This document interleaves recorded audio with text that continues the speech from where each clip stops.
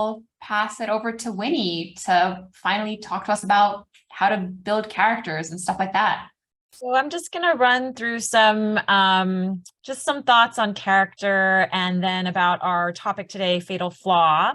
And then we'll open up to questions after that. And then we're going to break out into groups and do a little bit of a worksheet so you could start exploring your character. So I'm going to try to run through this stuff really quickly, but and we'll have time for Q&A at the end if you have any questions about stuff. But I'm going to try to run through it so we have enough time for the workshop part of it. So most of you have already done a backstory for your WoW. So I'm just going to run through just what makes a compelling character very quickly, because I know a lot of you probably have already started digging in, which is exciting. And probably a lot of you have chosen names too, but I think name says so much about a character, right? It sticks in the person's head who you're, trying to get to watch your thing or read your story. And so you should put a lot of thought into it if you haven't chosen one yet. So character name establishes a few things. Clarity, it helps the reader differentiate between the major characters. It defines character, so it reveals personality and the type of character without having to say just their name, right?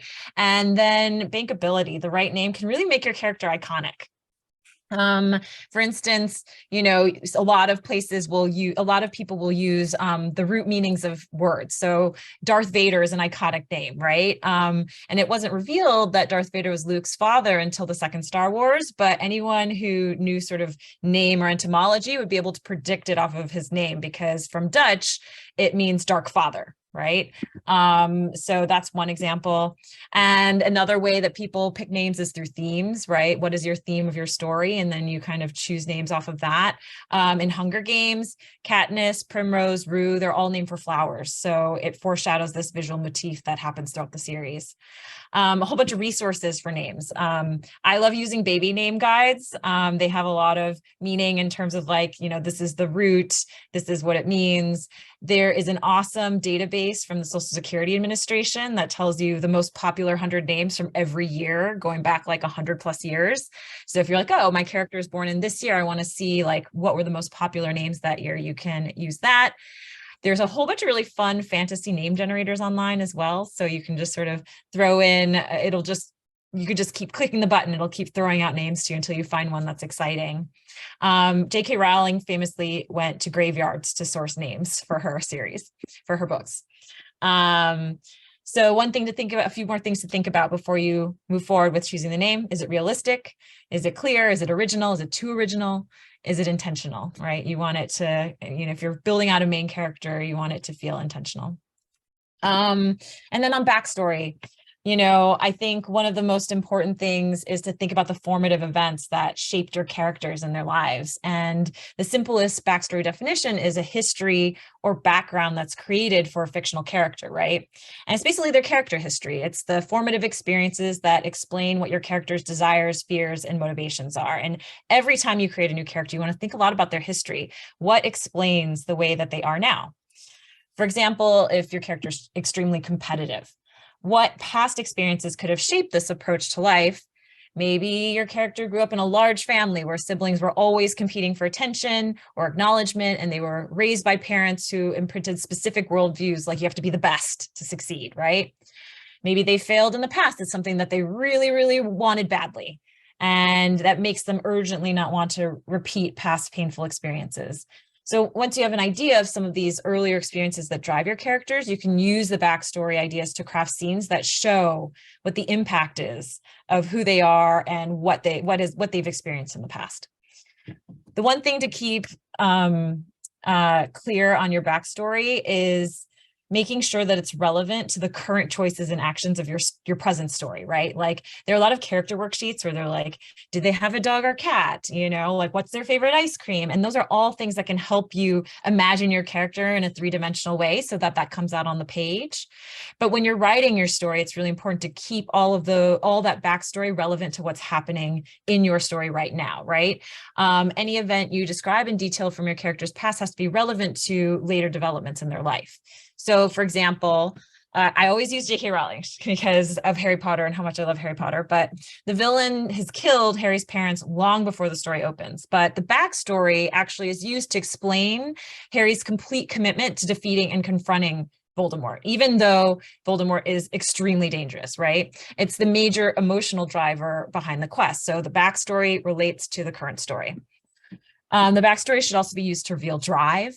So the backstory should convey core plot points that help to explain characters' emotional or psychological drives and needs. One example that I love, I don't know if you guys watched this show, but was called Dexter. It's based on a book series, but it was on Showtime. Actually, twice. They remade it recently, but they reserve the backstory flashbacks in the show to explain the character's evolution into a serial killer with an ethical code, right? So in the first season, you're like, well, why is this guy the way he is? And you see him in the present day, but you slowly, like an onion, peel off the layers of why he is the way he is. And one of the key pieces of backstory that's revealed is that Dexter saw his mother murdered in front of him when he was a toddler. Sorry if you haven't seen it. I should have spoiler alerted first. But this narrative structure mimics like the repression of a disturbing memory, right? Which builds up. So he's slowly kind of uncovering his own memory with the audience, which is a really smart structural innovation from that show. So this backstory adds psychological realism. It makes Dexter believable, and it also makes us empathize with him despite all of the terrible things that he's doing, right? We're seeing him kill people, but you realize, oh, he went through some trauma. That's the reason why he is. And it makes you relate to the character more, that hurt could come out in this way that is very, very negative. And so it really it serves an important function of increasing the emotional investment of the audience in that character, right? So I think we always want to think about how do we have the audience relate to our character, because that's when they're going to have fun and start to put themselves in your story and in the character's shoes. So additional examples of compelling backstories that I just pulled from random places. Magneto from X-Men. He was a Jew who grew up during the Holocaust, and he becomes a supervillain in response to the fear that mutants will be treated like the Jews, right? So he does terrible things because of the fear that he has from a past event. At times, he treats humans like the Nazis treated the Jews. Despite his fear of being treated like that, he has to protect himself. Professor Snape, again, Harry Potter, he was a weird kid who was bullied in school, and he lost the girl that he loved. And he decided to obsess over her for the rest of his life and be kind of addicted to her kid, because he was the son of the guy that he hated, right? Even as he loved Lily, he was mean to Harry because it just was a reminder of his failure to get the girl that he loved. All right, so that's sort of the character portion. Maybe I'll stop there and see if you guys have any questions just about character, and feel free to put it in the chat or, speak up. I thought it was awesome. Thank you. I was taking notes. Okay, great. I've also found that if you are able to place your character in a place, it helps to build around them. Absolutely. Like, I think one of the things a lot of people say in pitches, which is a little cliche, but it's so important, is that, like Sex and the City, New York is a character in the story, but it really helps you to define your characters and also bring sort of like this flavor to your characters and your story that you might not have otherwise if it's a generic place, right? Think about it helps to shape them, so why not talk about it? Exactly. Okay, so why don't we jump into Fatal Flaw, and there'll be more room to ask questions at the end if anything pops up. So this is my favorite thing. I met with a writer one time. I said, what is the most impactful book that you've ever read about writing? And he told me, and I read it. It's this, story consultant that not a lot of people have heard of, but I use this in almost everything. Every writer I work with, I make them do this exercise.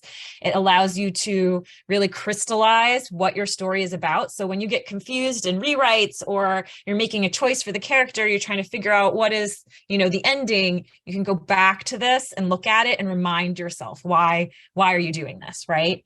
And it all starts with the fatal flaw. So what is a fatal flaw?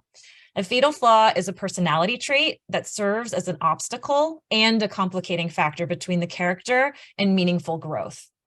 And so basically for a story to be dramatically interesting and thematically important, the protagonist has to be at a point of great internal combustibility where the conflict in his or her outer life demands inner transformation if survival is to be achieved, right? The stakes need to feel like their life and death.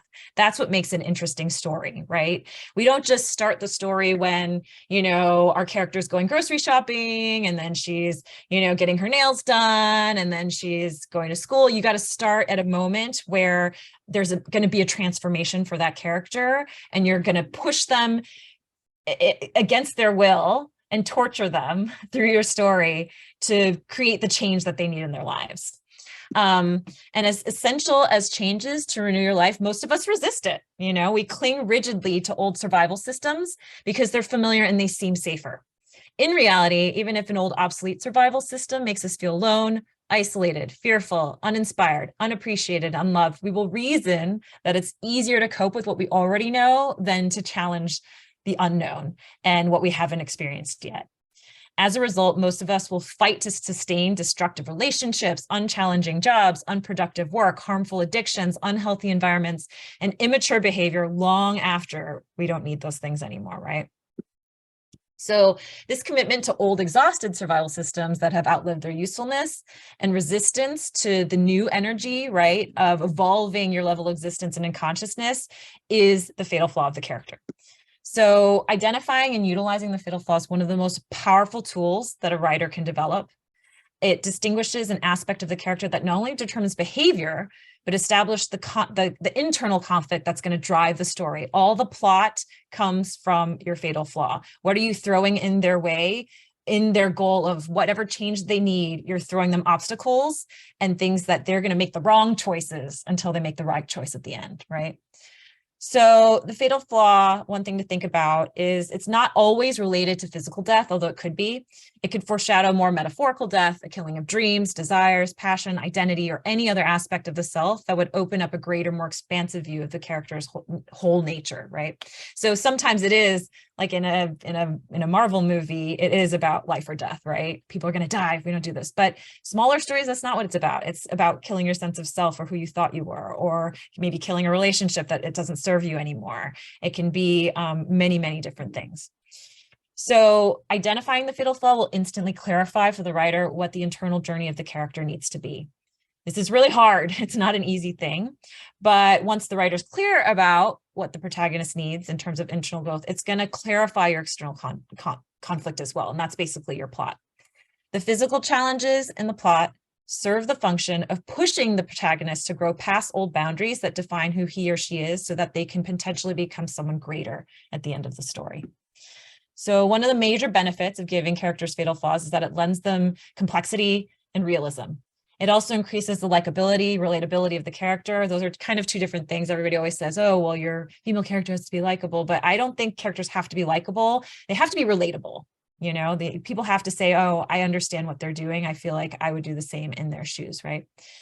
So if you just sort of guess the fatal flaw, your story is going to feel unfocused, right? The choices will seem arbitrary. And then your story feel a little bit random. It won't feel cohesive either. So to define your fatal flaw organically, it has to come from theme. So because the fatal flaw reveals an aspect of your character that can potentially destroy the opportunity for growth, it's always created around a value that opposes the theme and the internal goal for the protagonist. So the fatal flaw will represent the opposite view of the theme, opposite value, and the fatal flaw is determined by inverting the internal goal of the theme, right? So I'm going to use an example, and then we're going to break into groups, and you can each do an exercise as well in a group and help each other come up with what your fatal flaw of your character might be. So Dead Poet Society is a pretty famous movie. I hope you all have watched it, but if not, you should. It's a very good movie. And the theme of Seize the Day sets up an internal goal for the protagonist, the need to be true to their own natures. Their fatal flaws then have to be something in their character that betrays or is false to their true nature. And this goes for all of the characters. They're all going to be struggling with different versions of that, right? So in the breakdown, which we posted in that green post-it right there, can you get a little closer? Thank you. we can see that the addition of the fatal flaw instantly turns all the other work with theme into tangible character development, right? We don't have the details of how the co-protagonists are going to behave, but knowing they're false to their nature is going to give the writer an enormous amount of information to work with and to, clear out certain paths and like close off other ones, because there's a million different ways you can take your story. There wouldn't be any conflict to resolve in Dead Poet Society if becoming true to their nature was something they were already good at, right? So when we meet them at the setup of the movie, it has to be clear that they're struggling against being true to their nature.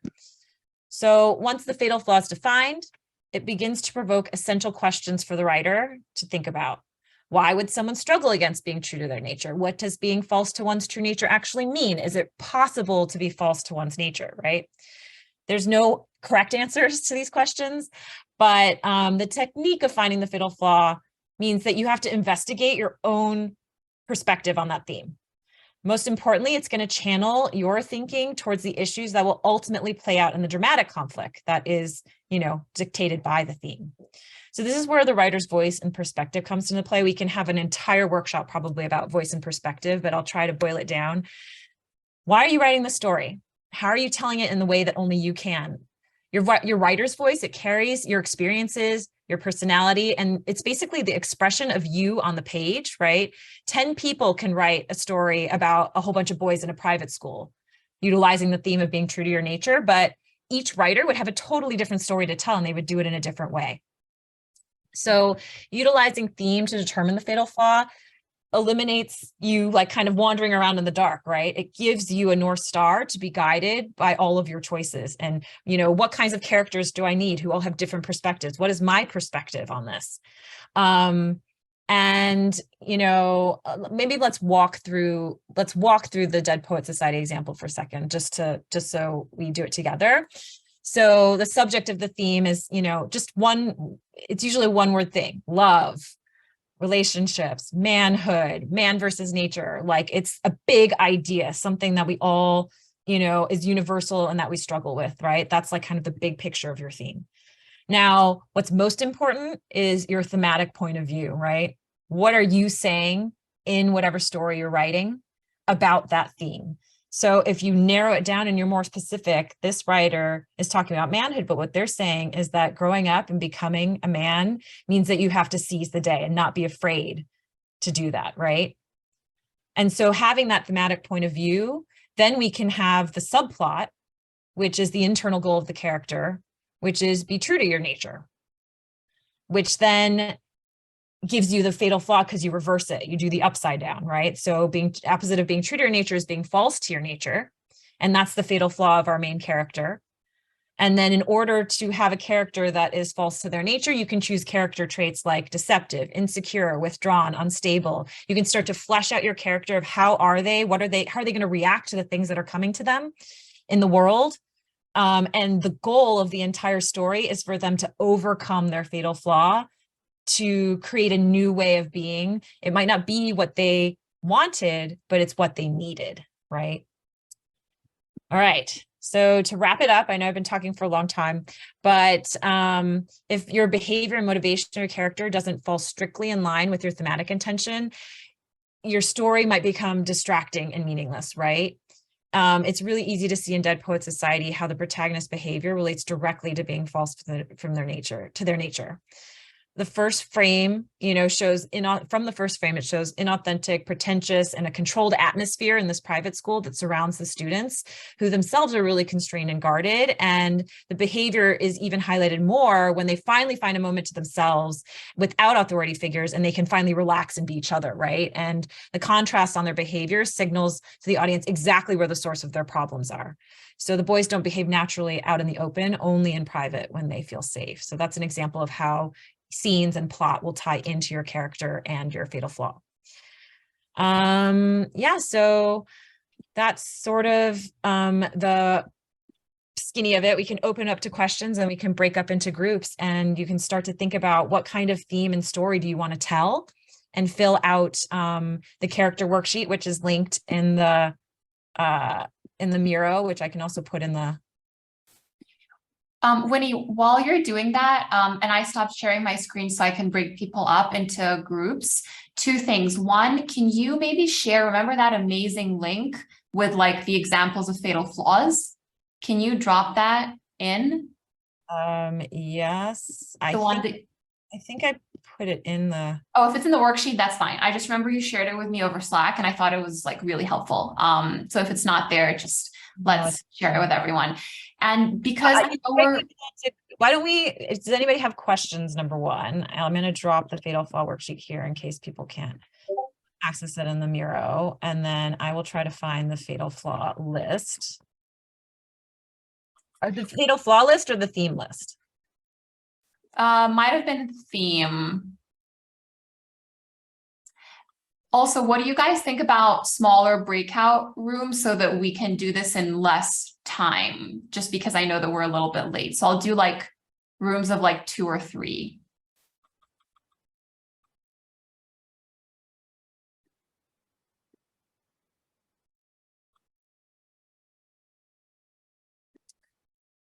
Okay. Eugene's got it.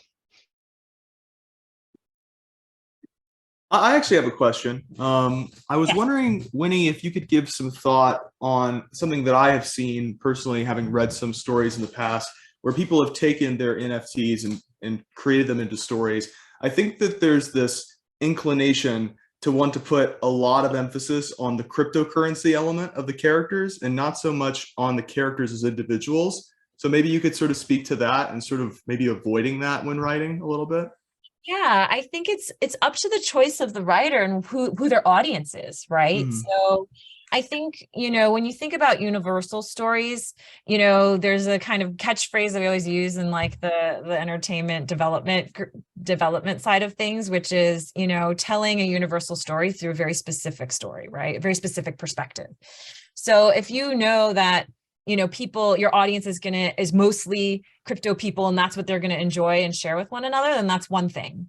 But I think we're all want to connect with the largest possible audience, right? Which if you're always having, little jokes and things that a more general audience might not understand, that audience might not connect to your story as much. It doesn't mean that you shouldn't be specific, right? Like the specificity of the world is still very, very important, but you should make it understandable, without explaining or exposition, but, don't do it in a way where it's like a private club you don't understand. It's more like, here's the world and people are pretty smart. They can figure it out.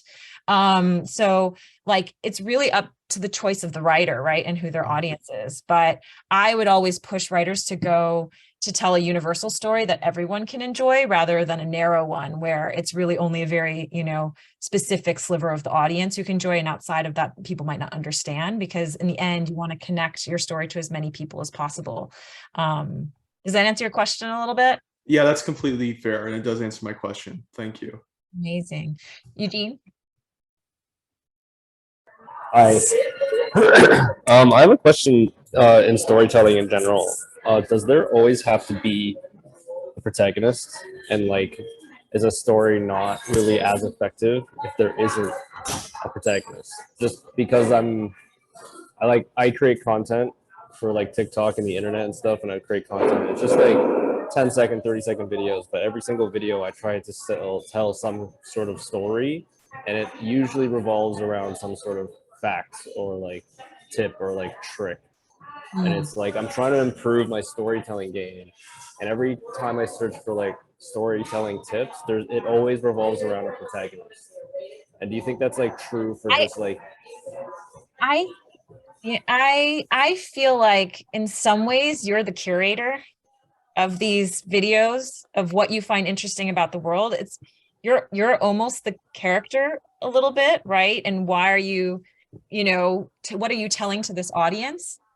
And I think leaning into that, because I think people want to connect to somebody, right? And you as the creator is the person that they want to connect to. That's why they're watching your videos. That's why they find them interesting. That's why they are subscribed or whatever it is, right? Okay. I don't think they're necessarily, it depends on what kind of storytelling. Storytelling is through our whole lives.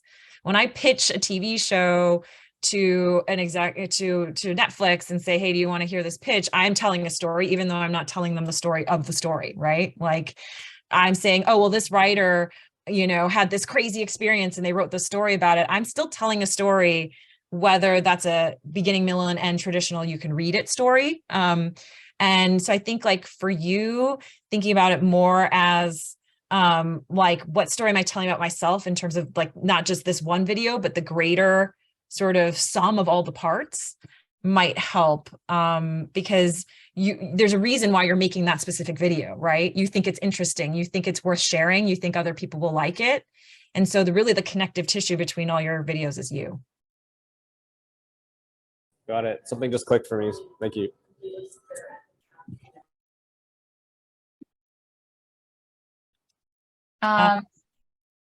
Okay, let me. I did have one question before you get going. Do you have any advice on placing your character within a larger story? Because, you know, obviously we all have our wows or WowGs, and we want to write within that story.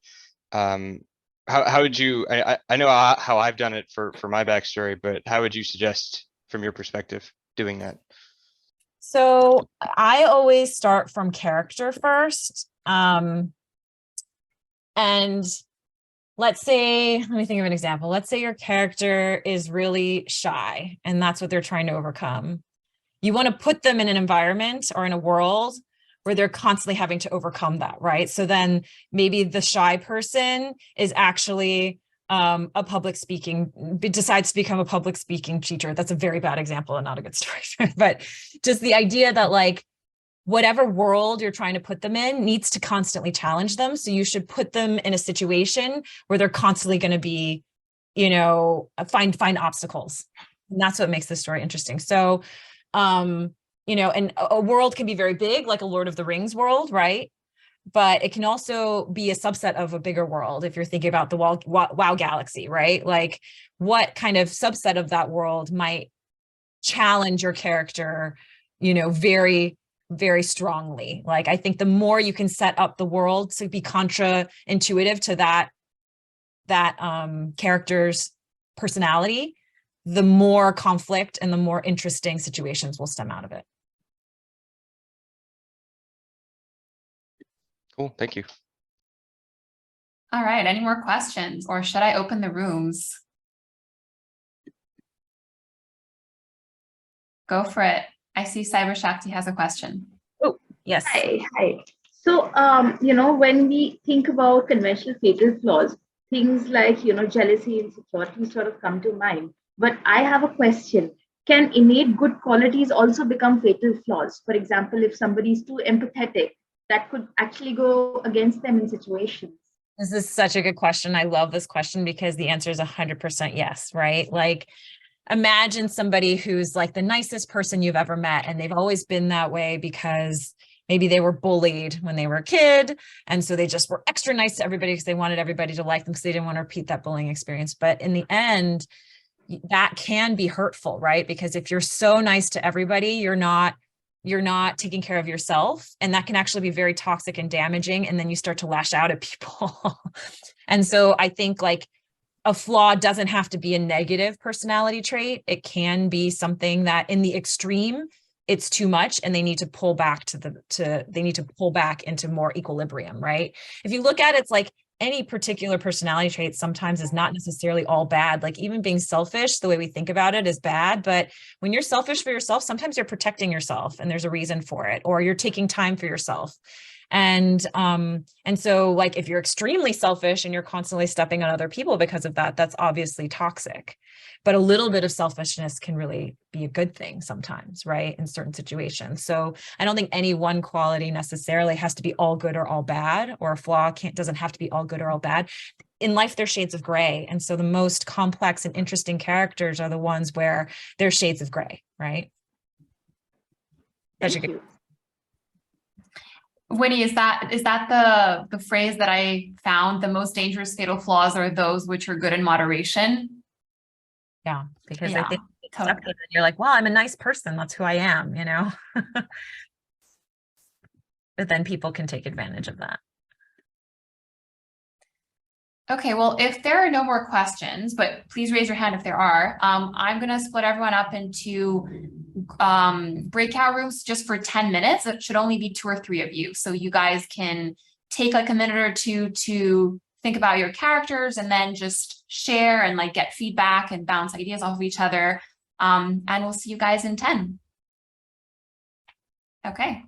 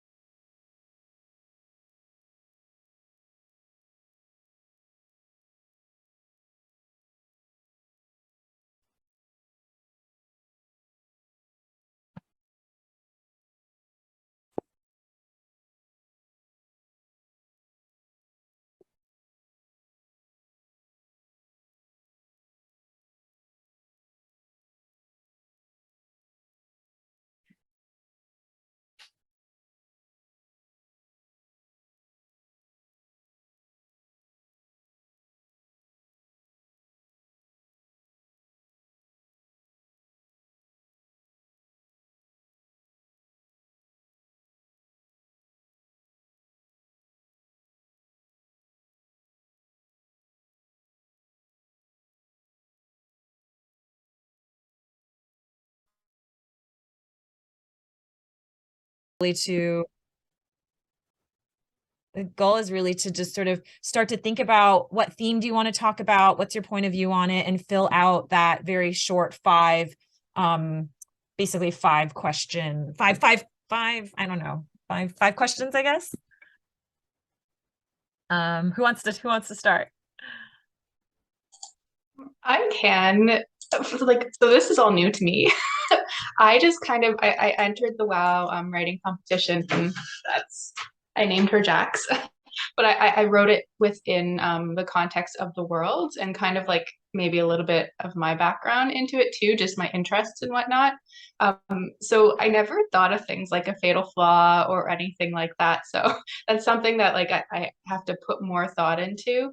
But I think when I was writing about her, I created some sort of like angst within her and resentment to the world around her. And I think it relates to a bit more like climate change here and things like that, and trying to make the world a better place. But also writing into the cyber green world that is about sustainability and whatnot, and where she's from, the cyber jungle, based on her skin tone. So for me, I have to put a lot more thought into these fatal flaw ideas. But I love that theme is already starting to come out, right? Environmental conservation, stewarding the planet, like it's like, you know, environment and social change and all those things are flaws that are really, how do we create change ourselves, right? Like I feel like those are such timely and really amazing themes to explore. And so like just even talking about what you wrote before, those themes are starting to come out, right? And starting to get your point of view on those sorts of things is another thing to explore, I think, as you're, you know, starting to lock in like what do you want to write about. Great, thank you. What about you, Callie? I think I'm in the same boat, as Tracy. I've never, I guess when I was building my WoW G character, she's also green, by the way. I really like the cyber green. I might like, you know, low key place her in your universe, you know. I love that idea. But the whole concept of a fatal flaw, in my mind, I guess the ideal protagonist doesn't have flaws, but that's just not the case. And I think I'm learning that it's the flaws that really, I think, maybe anchor these characters in reality and make them more relatable. That's right. You know, I think that reminds me of sort of Rey in the Star Wars sequel trilogy. There's a lot of criticism because she never dealt with adversity. And I think that's sort of the danger of building perfect characters, is people just can't relate to that. I think that's exactly right. Like even in real life, when you, and nobody's perfect, you know what I mean? But even in real life, if you meet somebody who seems to have it all together, you're like, what the fuck? I don't like that person. Do you know what I mean? Like it's very hard to relate, and you want to take down those people, right? Like in a lot of ways. So, I mean, I think that's sort of like a really fun thing to play with potentially, is like outward perfection and then what lies underneath. Because the reality of the situation is people put on an outside kind of skin for everyone else to see, but don't let the inside, you know, kind of show. And I think like a good fatal flaw is like lack of authenticity, right? And that like what that can do to you if you're always trying to keep up appearances versus doing what you really want inside, and what that gap is. Like that's such a very, very, I think, universal and relatable thing. And I think there's always this appearance. I love when things like there's appearance of perfect, but underneath there's cracks, you know, and then you slowly start to see things crumble, and that anticipation of that, like, coming train wreck. I mean, that's why reality shows work, right? Like they put together all these train wrecks together, they put them all together in one room, and then they say, well, let's let it all combust, you know? And that tension is what drives your story a lot of the time. Drama, conflict, all of that. If you have a perfect character, there's no drama, there's no conflict, there's nothing that readers can, you know, or watchers can be like, ooh, I can't wait for this to happen, right? Some of the scariest, I remember House of Dragon this week, when they were all happy and like talking to each other at the dinner table. I don't know if you guys watch it, but I do. they all hate each other and trying to take each other down, but then they're all at this dinner table as a family, right? And the king is dying, and so he's saying, you know, I want you to bury your hatchets, I want you to come together, I want you to, and they're like, yes, okay, we're gonna bury our hatchets, we're gonna come together. The whole time I was just like, who's gonna kill who here? I just could not watch it. I was covering my eyes because I knew that happiness was covering something that was going to explode at some point, right? And that's what you want that's what you want your readers and your, you know, the people you're telling the story to feel. Right. Winnie, I'm so sorry to interrupt. I'm going to drop you into one more room. Yeah, and feel free to chat. And, you know, this is a... Oh, there she went. Bye-bye. Well, that's exciting. You have a cyber green as well. Yeah, she's a WoW G. I don't know if it's a... Perfect. No, we're just speaking on Anna's story for the lore contest, and yeah, we've just been going around her story for now. Amazing. So, and then so I was about to jump in with my thing. So I created a story called The Prophetess, which is the story of how this woman is chosen, or she chooses and therefore is chosen to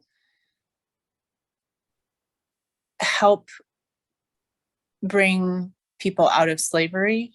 And the slavery is kind of like it's symbolized by the tower, which is a hierarchy of value of people. And so it's like the Western concept of like hierarchy of people, who has value and who doesn't have value, and who needs to be protected and who serves, whose lives serve the higher people. And the value is that, like, it's not in their happiness, it's in what they provide. And so she chooses to be the prophet of a new era. And so it's kind of like a dramatic beginning of where the prophecy is kind of dropped into her life. And it's very chaotic and very distressing for her, because she doesn't know what's happening. And she has this really supportive and loving husband, and there's tension between them because he wants to support her, but he doesn't understand, and they come.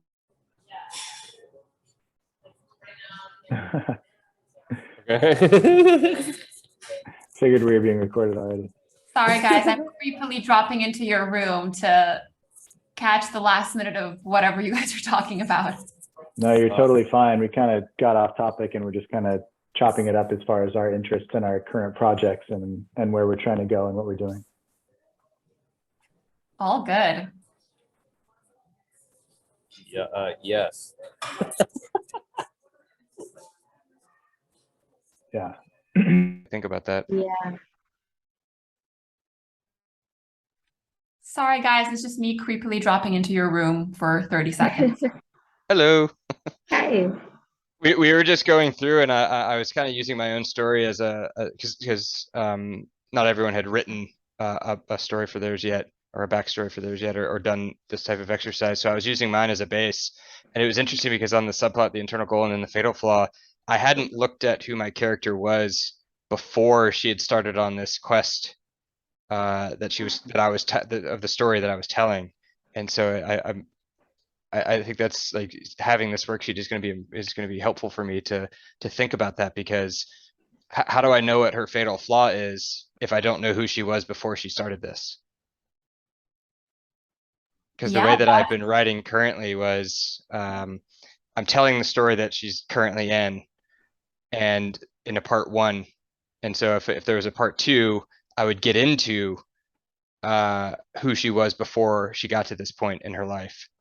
But in seeing this and hearing what you all were saying, it would be more important for me to kind of plot that out before I even write the first part.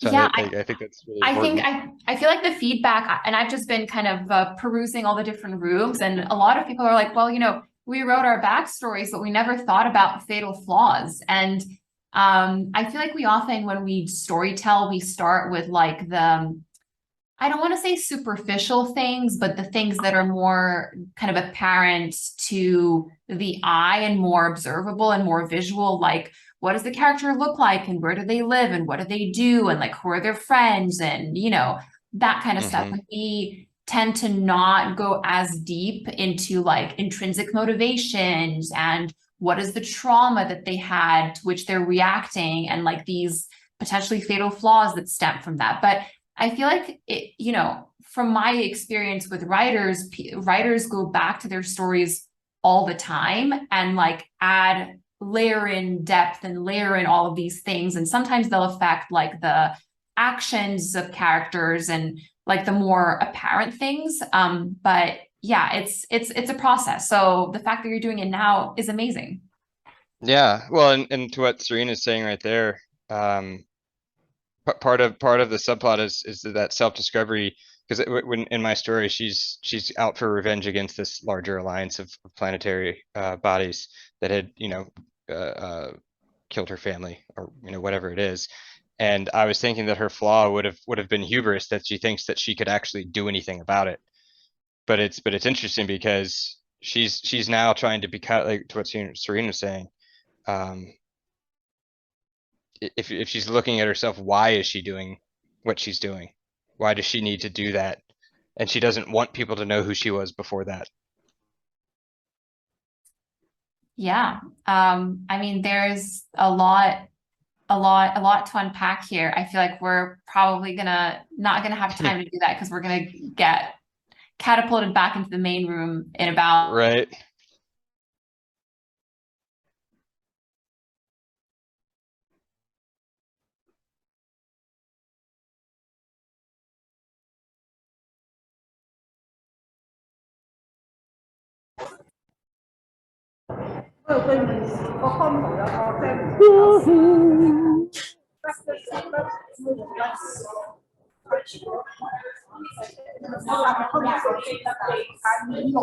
Is this another breakout room? No, I think we're back in the Oh, I'm not muted. Whoop. No worries. We're back in the main session. But I feel like people are just coming back in from their breakout room, so they should be back in like 30 seconds. Cool. Well, thanks for hosting this. This is pretty awesome. I mean, I feel like no one really got to the bottom of like their fatal flaws, but this is a long discovery process, and the fact that people are at least starting to think about it. Like I was dropping into multiple rooms and people were like, well, I already wrote a backstory, but I never thought about, what the fatal flaw is. And we were just talking about how most people tend to focus on things that are like more apparent and obvious, like what does my character look like and where do they live and what do they do, but like don't necessarily always go as deep. But I feel like that's what writers do, right? They layer in depth every time they revisit a story. So it's just that's exactly right. Like if you wrote a backstory, there's a reason why you were drawn to that, right, story. And sometimes it's just picking it apart a little bit to say, what are the seeds in here that I can start to grow? And, that I think like every story that you tell, you build upon it and you start to evolve it. And especially with something like this, where you're going to be writing stories around your character, stories in the world, you can sort of start to add more layers and more depth. It's not like, you have to like change everything. It's just thinking about, why did I make these choices? And then that helping you make more choices down the road. I had found that because we're working with NFTs or assets that they have traits, right? All of these images have traits that we have a jumping off point. So we might be, I guess I was blinded by those things. We were provided these very clear parameters that, that you could use. But you shouldn't just stop there. You should go deeper. You should be able to take those traits and why is my WoW G? Why is Aludra? Why does she have all these electronics implanted into her face and her body? Why?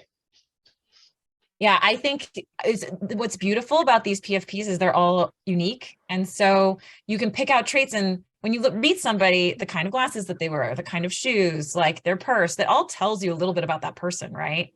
But you got to dig deeper a little bit more into, why once you start talking to them, once you, start to see them more and understand them more, like the outside is just one way that like personalities, kind of come out. So you start there because you have those clues. They're clues in the mystery of who your character is. And it can help you start to unlock different traits and different stories that you want to tell down the road.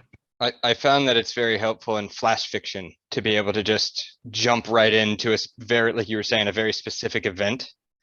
And you don't have to go that deep, but if you want to expand that on that character, you're gonna have to.